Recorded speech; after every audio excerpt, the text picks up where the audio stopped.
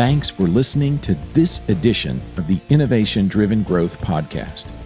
Here we examine what enables true creativity, how to convert ideas into innovation, and seek out what ignites enterprise-wide growth. I'm your host, entrepreneur, strategist, and muser of metacognition, David Peterson. Today, I have the pleasure of interviewing Daniel P. Simon for the IDG podcast. He has a new book out called The Money Hackers. And if you're listening and you're somehow connected to fintech, financial technology, this is a must-read.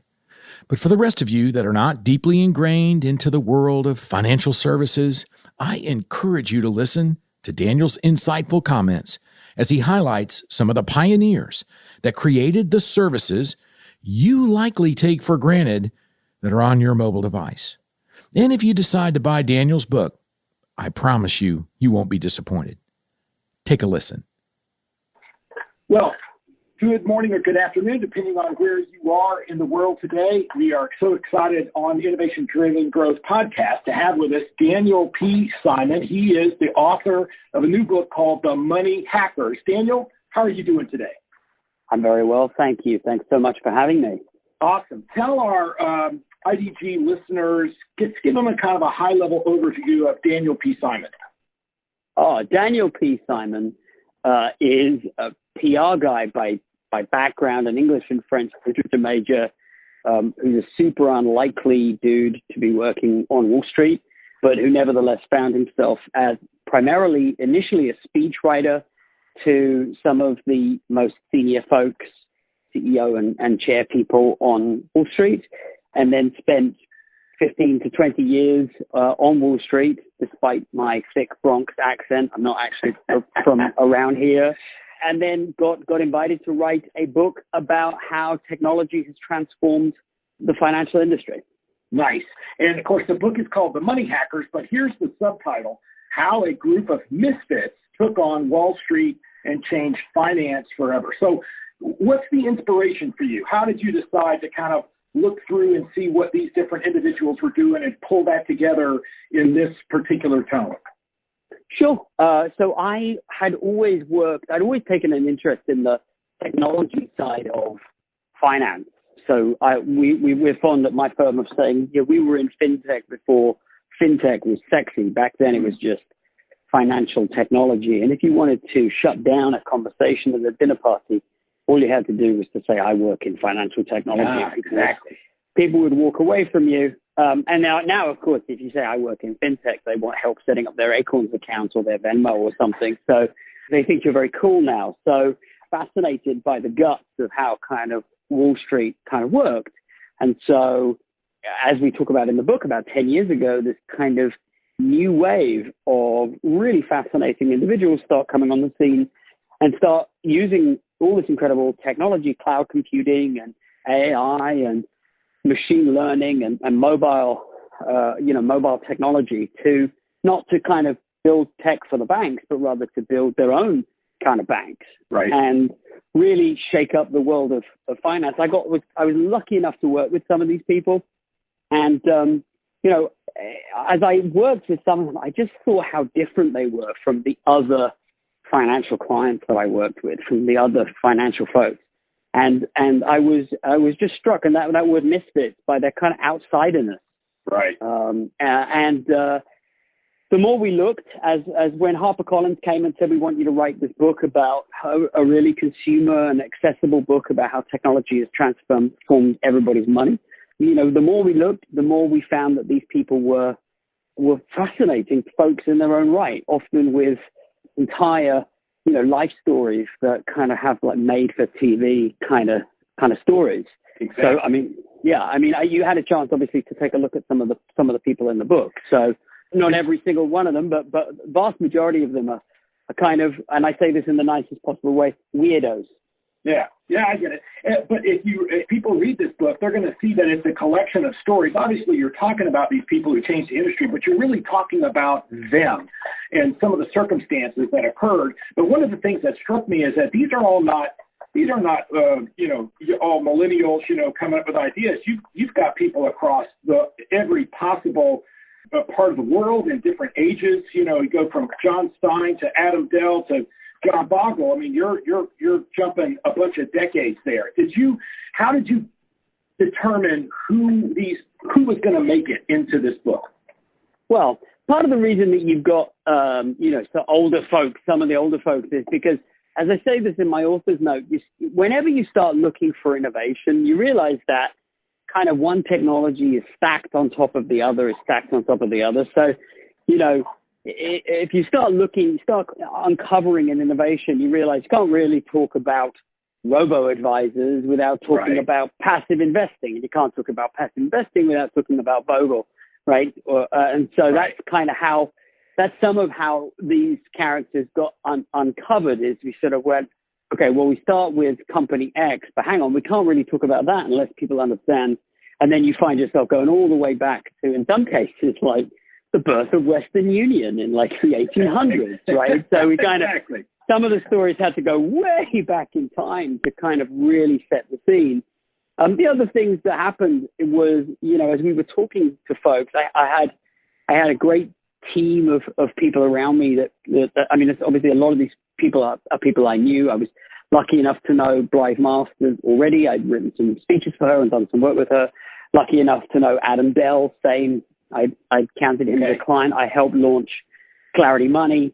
So, I already had great relationships with some of these people, but often they would say, oh, did you go and talk to Ken Lin from Credit Karma? You can't really tell the story of lending without understanding what Ken did with, the democratization of credit scores. So it's the perfect networking, because you had some contacts and then they were like, oh, you need to talk to, and then you just march through to get all of these profiles in the book.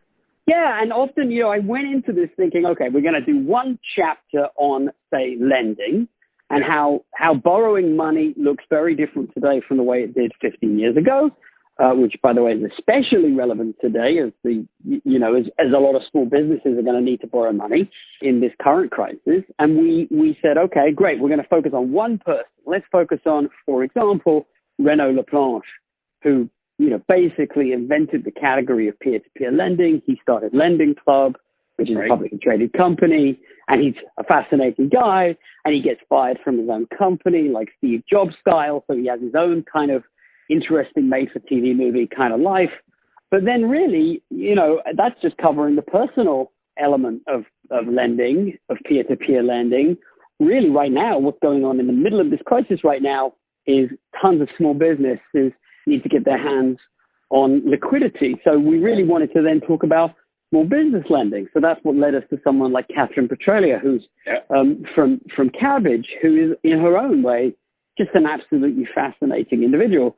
And so what we ended up doing is these chapters that were supposed to be exposés of 10 individuals would often kind of just exponentially kind of grow to be, let's also, so in lending you've got Renaud for Lending Club, but you've got Catherine for Cabbage and the small business piece, and then we had to have a sidebar in there for Ken Lin and Credit Karma, because in many ways the story of just people understanding their credit score, and having a mobile phone in their pocket with which they could access the internet and check their credit score in real time, is a huge part of that whole lending. Just that lending piece has there's just too many giants, too many fascinating individuals. And frankly, this book, it could be 5 books, because there's a whole tons of the industry we didn't get to include. That's right.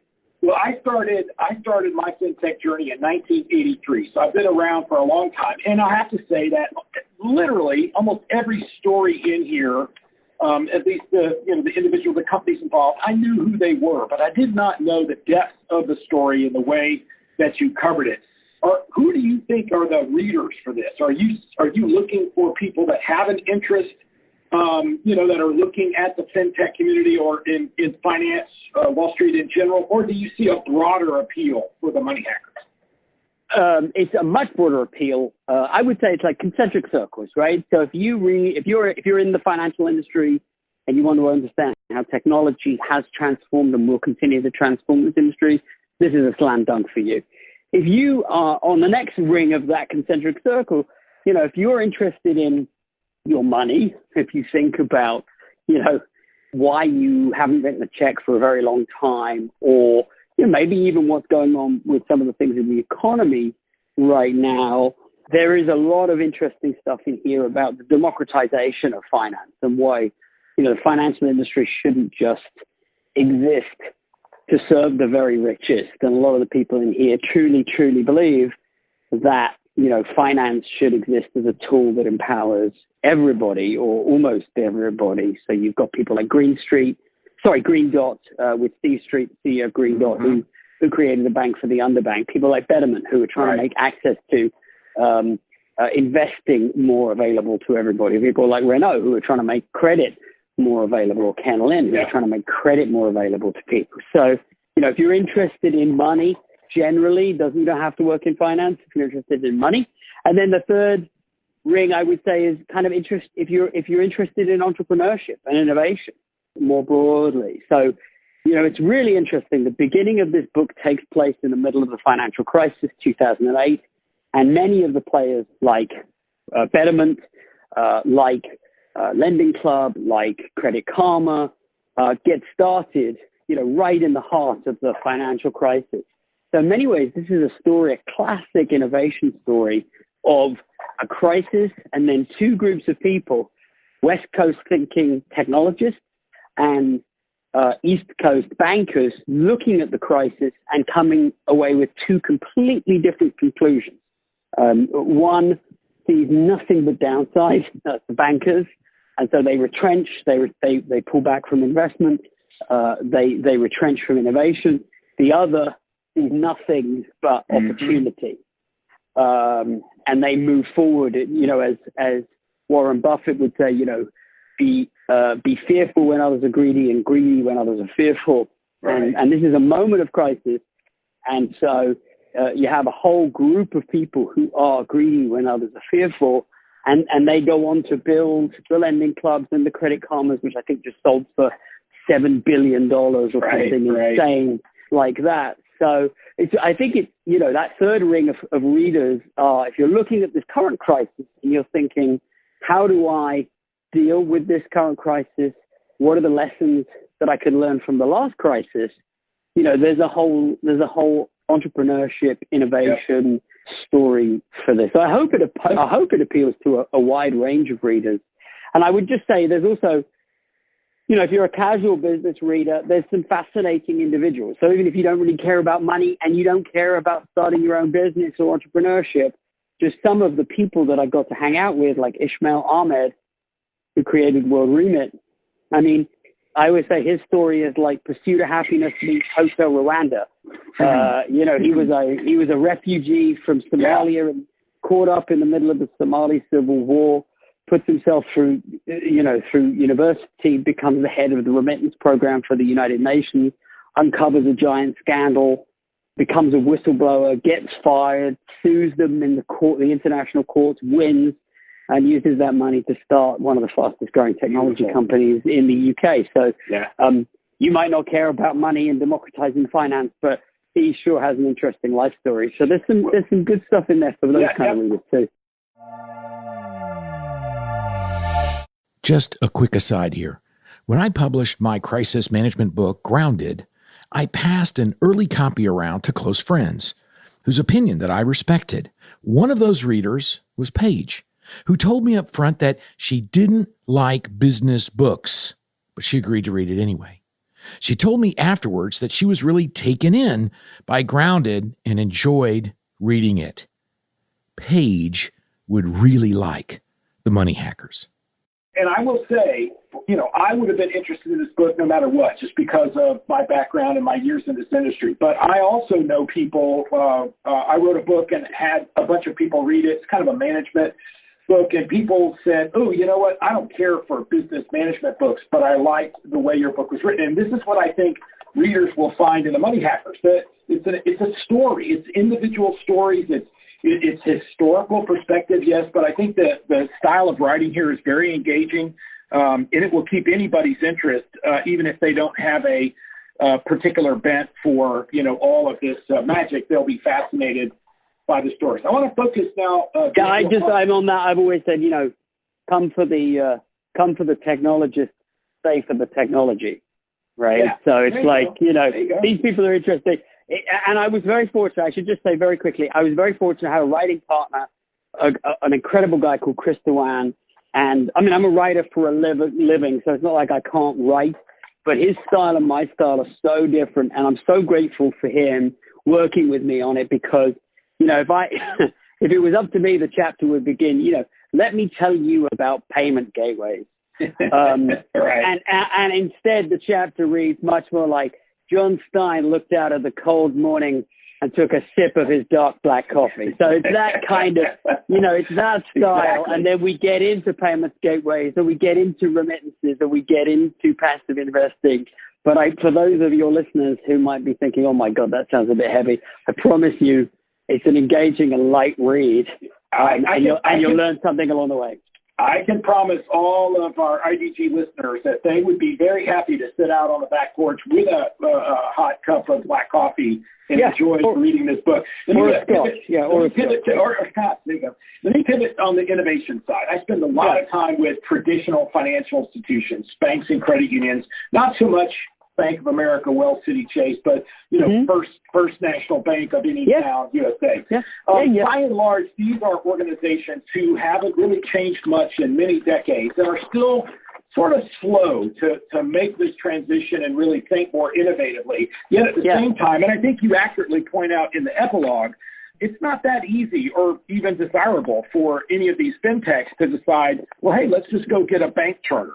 It doesn't, it's not something that even with some of the changes the OCC has done, I think there's only one active fintech that's moving forward with a charter. So where do you see, if you kind of point your vision and look ahead as far as the typical financial institution, what are their takeaways? What should they be doing and thinking about relative to, hey, I've got to be relevant for somebody who's 12 years old today, 8 years from now, 12 years from now, 15 years from now?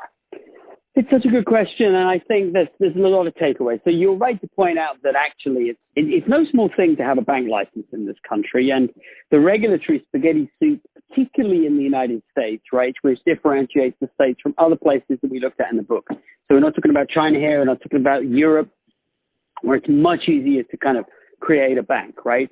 Essentially, America doesn't want you to create a bank. Right? So if you're a fintech, and a European fintech might be something like N26, Monzo, Revolut, they're all coming over here. Chime, they're all partnering with banks. Those exact kind of mid-sized regional banks like you're talking about, credit unions and so forth, to essentially be the back end to their front-end user experience, right? And that's a really smart move for a regional bank if you want to go down that road. I will say that the build-buy partner proposition, has changed over the last few years thanks to computing power, cloud computing. I think that while and what I would say is also as you compete with the Bank of Americas, right, more than the fintechs, it's not like the Bank of Americas were incredibly, ahead of the curve. Like, it's not like you've got a lot of ground to make up as a small regional or mid-sized financial institution, because frankly, when was Zelle launched? 2 years ago, 18 months ago, right? So, it's not that long ago that your Bank of America app couldn't send money to your friend who had a Chase account, insane as that is. Right. When the UK has had some equivalent of that Venmo, like just peer-to-peer payment for 12, 15 years. Right. So actually, if you're a small, mid-sized regional, I think you actually have a few aces up your sleeve. One is, yes, you're a desirable target to partner with a fintech. Second, if you've got the inclination to build your own sort of digital experience or whatever, there are a lot more off-the-shelf options for you today than there were 5 years ago.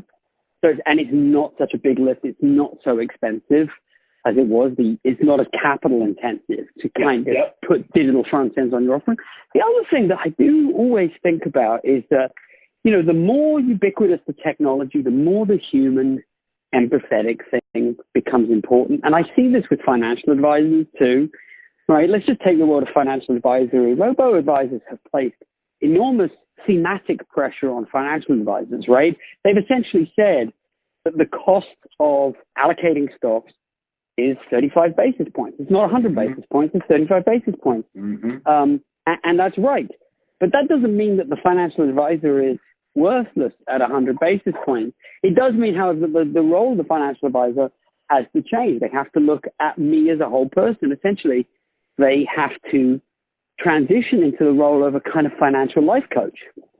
And if I'm a high net worth client, I think that's well worth paying for, right? If someone who's looking at both sides of the ledger, who's looking at my spending and my allocation.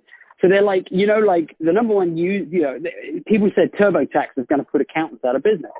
Right. Incorrect. The number one user of TurboTax are accountants. Accountants, right.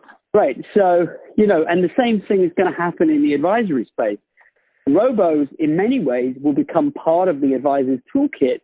And if you've got the money, it's going to be well worth working with a financial advisor because they're the human face and they're going to help you if they truly have empathy in their heart and they care about their client. I think regional banks have that same opportunity too.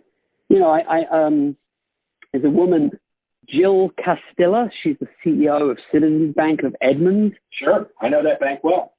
If you think, she was one of the first people to create ATMs that also have tellers in them. She launched this thing called cash mobbing, where when a new business opened in the neighborhood, there was a client of hers. She and their team would go and they would spend $1,000 and they would flash mob, their store, their new customer, right. And that would get lots of PR for them. That's the sort of thing. That's the sort of thing Bank of America and Chase and these guys, they're not going to do that. They're going to flash mob your local company. Daniel, let me interrupt you here because Jill's story is a great one, and she gets written up, pretty frequently as having an amazing social media presence, way more than what you would expect from any other community bank.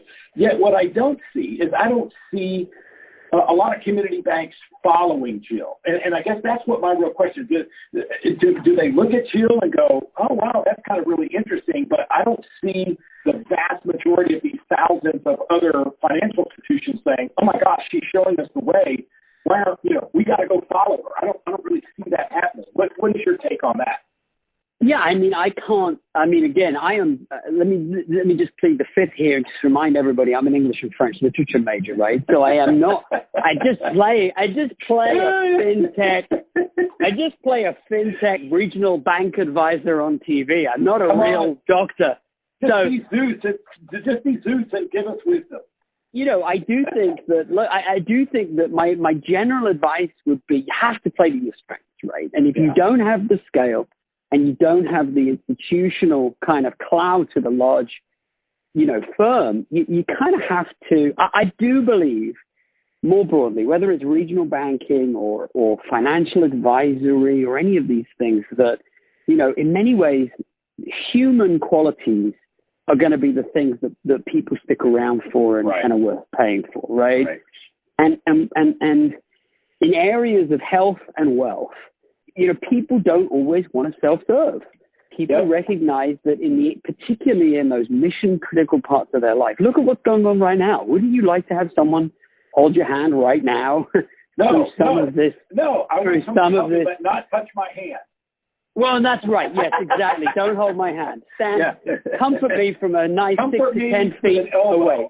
Social comforting elbow. That's precisely. Yes. We discovered it, Danny, right here. The bank should be saying, "We've got your elbow. We're going to take you by the elbow and get you through this crisis." There's your marketing campaign.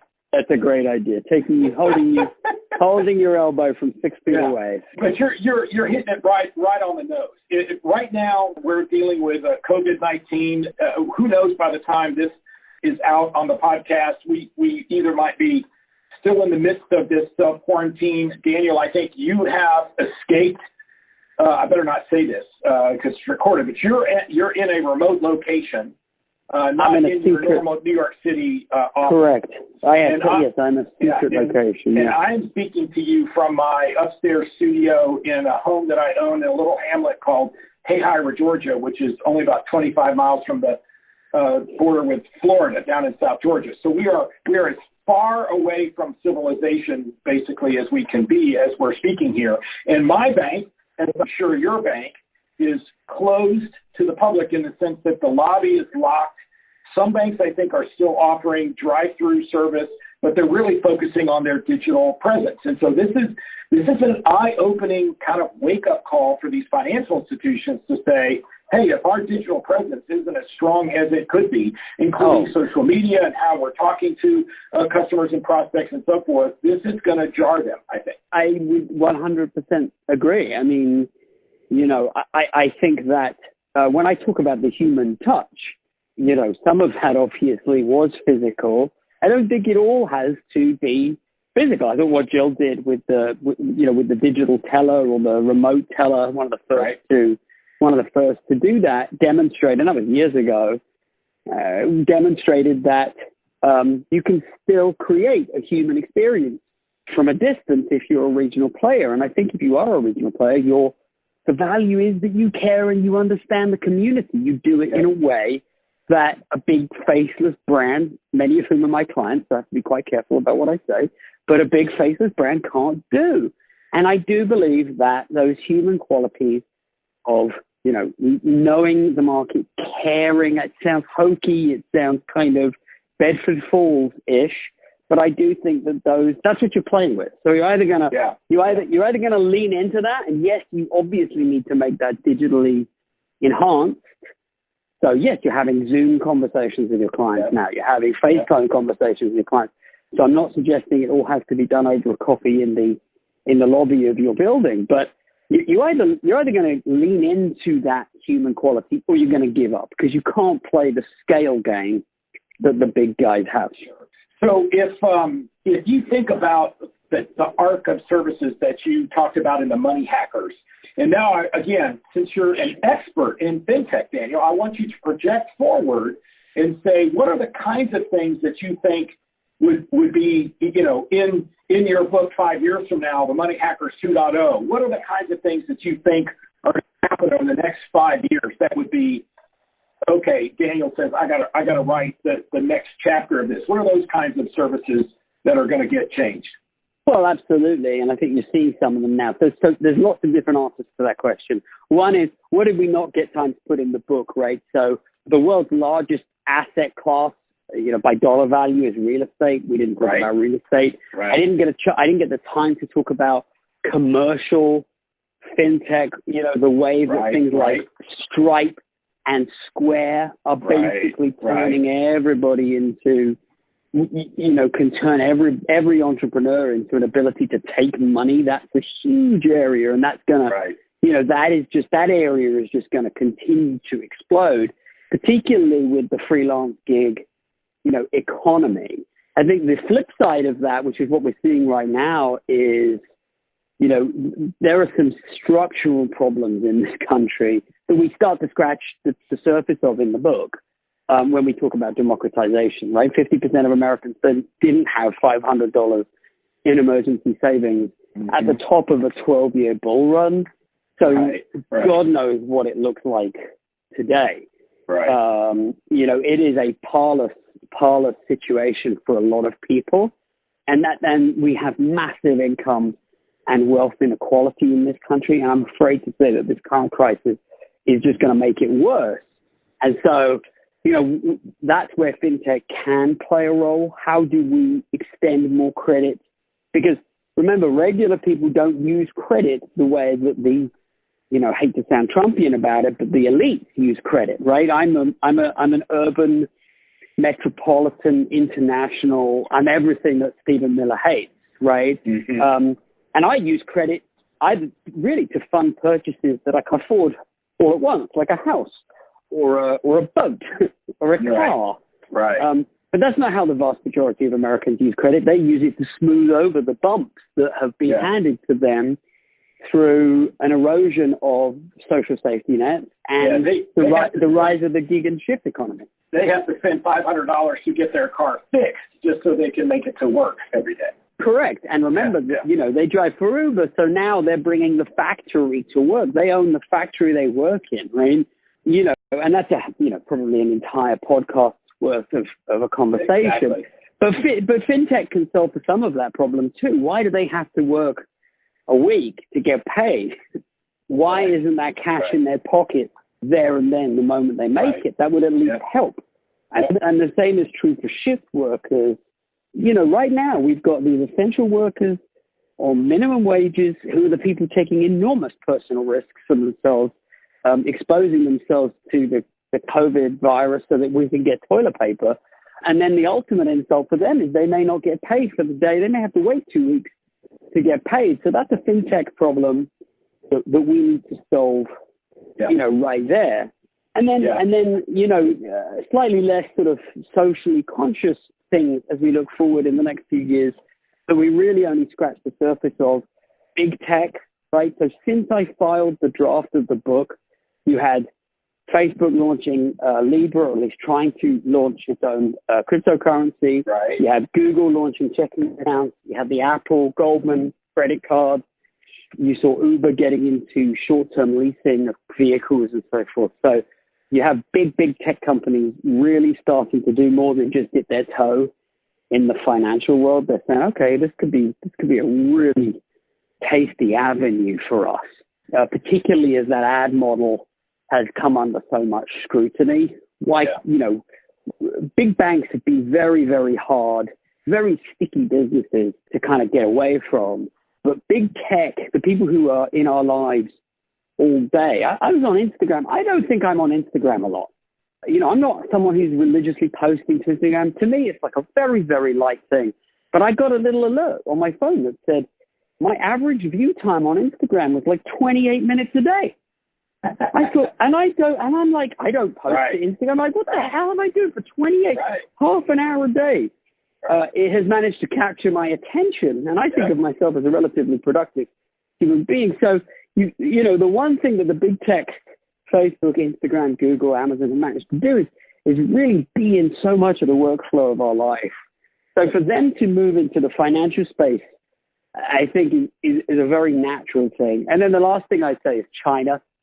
We touch on that. But again, when we talk about fintech and we think about, we go Betterment and Wealthfront and Lending Club, and the reality is all these things are tiny gnats.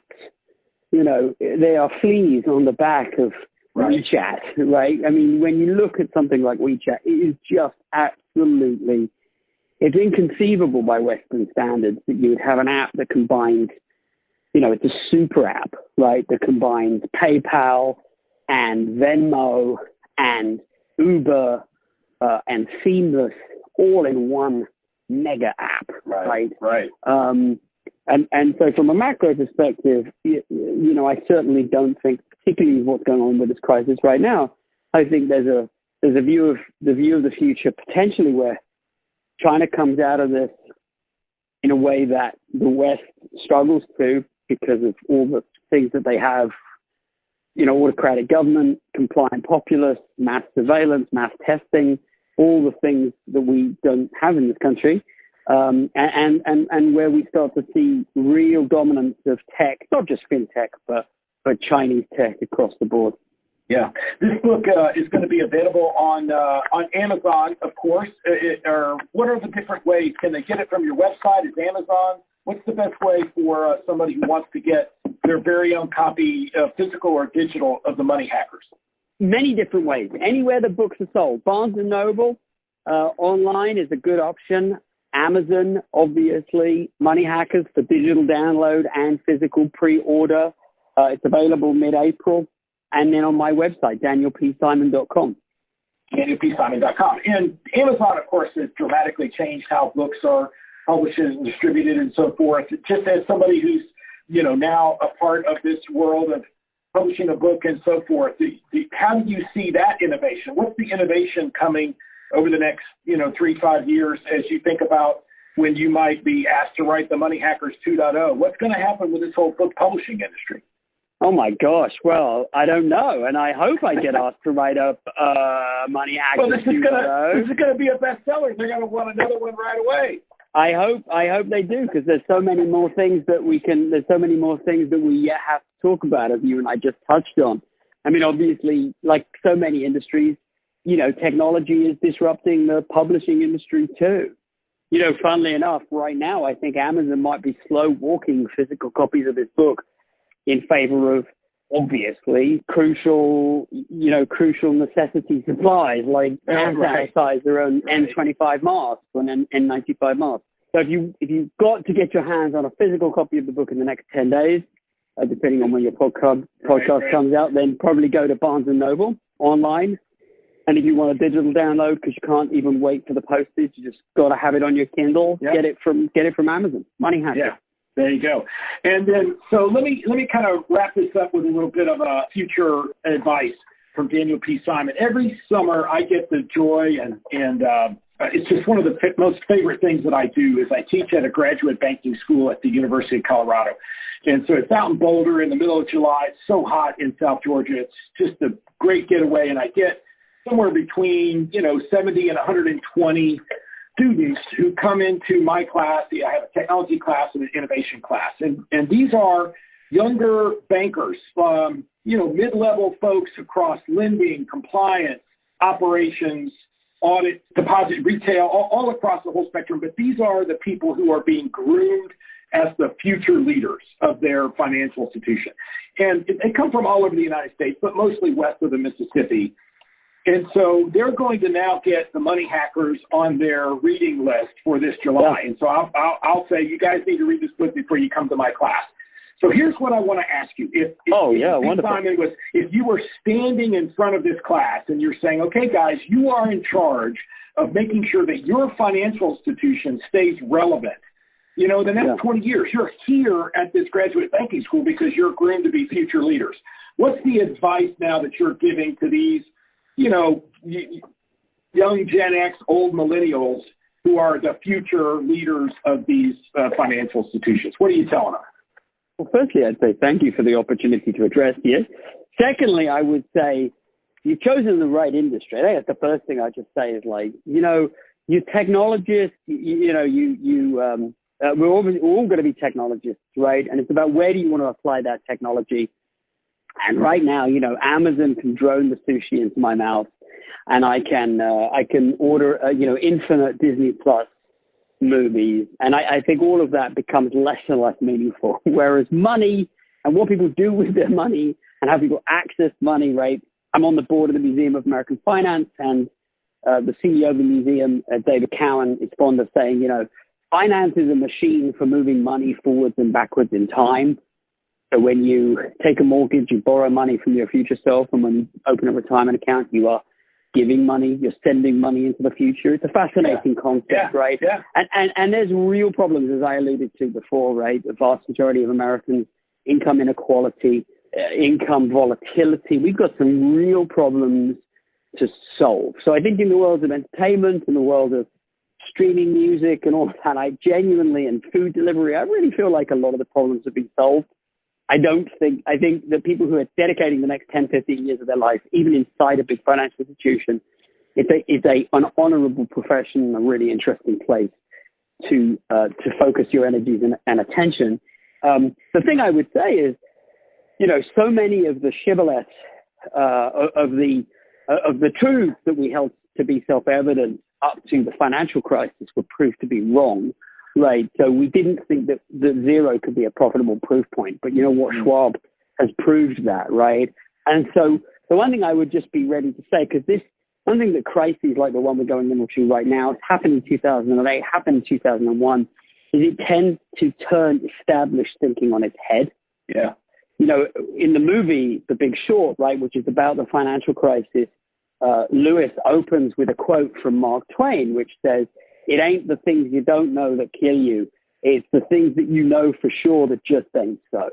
And there's a reason he opens on that is because the financial crisis and what happened afterwards, which is where my book starts, is really all about, learning the wrong lessons from the crisis. Banks looked at the crisis and said, we shouldn't be lending to people other than super prime And, we shouldn't be innovating with these constructed assets that we built, like credit default swaps. And the technologists looked at the world and said, Google and Facebook appear to be making huge amounts of money selling to the very poorest in our community, essentially, right. the lowest.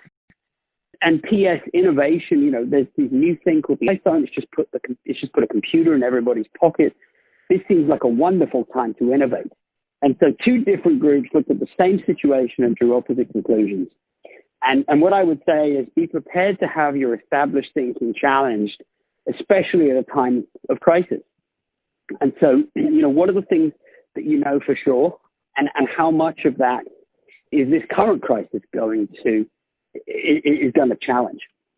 Listen, this has been great. I'm going to say right now, I'm going to have a prediction that somebody is going to be listening to this podcast. They're going to get a copy of the Money Hackers, and they're going to come up with an idea. They're going to come up with an idea that neither Daniel or David at this point in time is even thinking about, and it's going to light the world on fire. And 5 years from now, they're going to be featured in the Money Hackers 2.0. And then when you're interviewing them, they're going to say, yeah, I heard you talk about the Money Hackers on this podcast, right? So somebody's going to catch fire, and it's just that fast. In 5 years, somebody who's not even thinking about fintech right now could come up with the next kind of big thing that literally sets our industry on fire, that's completely outside of anything we're thinking about today. From your lips to God's ears. That's it. Listen, we've been talking with Daniel P. Simon. The book is The Money Hackers, How a Group of Misfits Took on Wall Street and Changed Finance Forever. It's available at danielpsimon.com. You can also get it on Amazon and anywhere where books are sold. Daniel, I really appreciate the opportunity to chat with you today. And in this time of global pandemic, I hope wherever you are secreted away that you and your family remain safe. Thank you very much, and thanks for having me on the show. It was a delight.